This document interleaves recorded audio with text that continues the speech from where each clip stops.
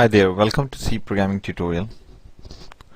Um, in our previous tutorial we learned how to use if-else statement, and we ended up in writing a program like this. What it does is basically it checks for the number, it asks the user to enter a number, and then it basically checks to see if it is positive, then prints this message. Else it basically checks to see if it is 0, then it prints this message. It checks, then else it checks to see if the number is negative, then it prints this message here. We could basically there is another construct which will basically make this statement, this whole program, look much simpler than the way it is looking right now, and that is basically if construct. It's kind of the same construct, it's the same, the basic thing, if else, but it's basically combined with if, and it basically is used when you have like one condition, else, other condition, else, other condition, and all these conditions are like exclusive conditions. Then you can basically use it just like the way we have them here. If number is greater than 0, it cannot be equal to 0, it cannot be less than 0. So these conditions are exclusive conditions. So the way it basically looks like is if condition, then followed by a statement, and then we say else, and then if another condition followed by a statement, and then you say else if another condition followed by a statement, and so on and so forth, until at the end you could have else followed by a statement. So you could have lots of else if, and then else. So now notice one more thing, that that here, if you notice now, is basically I'm writing a statement, but actually we've seen that a statement, if it is single statement, you just write it like this. If it is more than one statement that you want to consider, that you want to group together to be executed if this condition is true, then you basically, what you have to do is you have to put them all in brackets. So this is like, now it's going to be implied inside it, so I'm not going to be putting the braces all the time. So it's going to be part of this this syntax that I'm trying to explain here. So let's see if we can do something similar here too. Let me just copy paste it here. So let's look at the code here. So this is what the syntax of if statement, if else if statement looks like.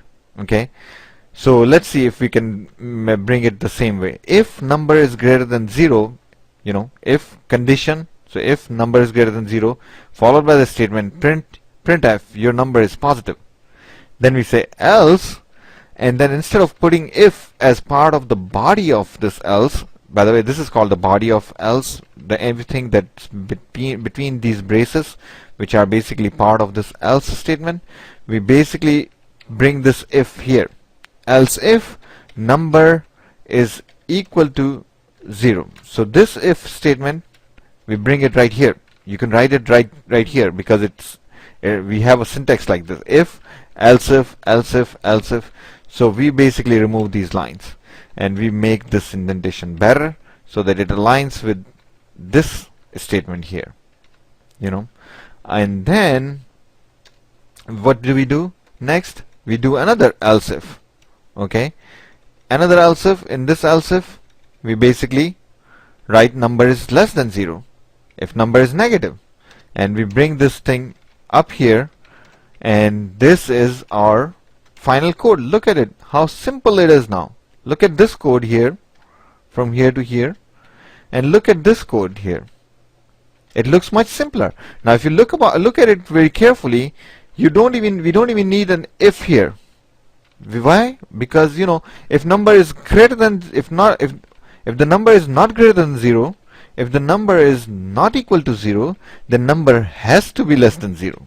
We don't even have to check this thing.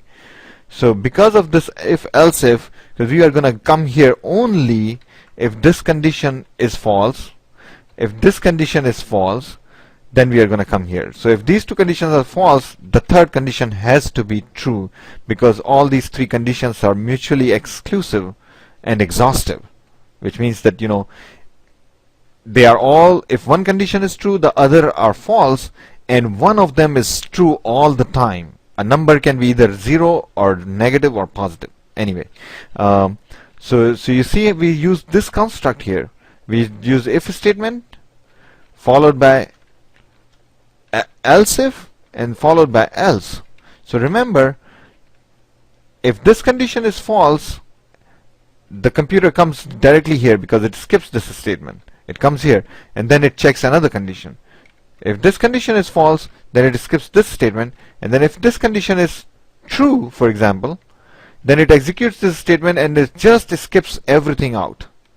It just moves on. So similarly here, if this condition is false, it will skip this, but if this condition is true, it will execute this thing and then won't even look at any further else statements, and it will just come outside this if else if construct and start executing the statements here. If there was any statements like x equal to 3 here, it will make the value of x equal to 3.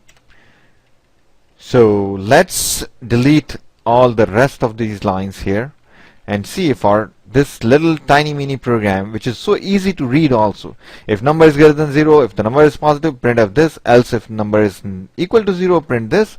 Else print this. So smaller, better, simpler program. That's good programming. That's what we call good programming. So more you know about different constructs, better program you can write, better looking program and better executing programs. So let's see if we can execute. Okay, let's see. It's asking for a number, so we enter a number, say, I don't know, 3. It says your number is positive. We run this program again. It's asking for the number again one more time. We enter 0. Okay, and then we press enter and it says your number is 0. So see what's going on here. The value of number becomes 0 when we enter 0 here. Then it comes here. If number is greater than 0, no. So it skips this statement and comes here. Else if number is equal to 0, yes, because we entered 0. So then it printf, it executes this statement, number is 0, and doesn't even care about rest of the statements, and it just jumps here and the program ends.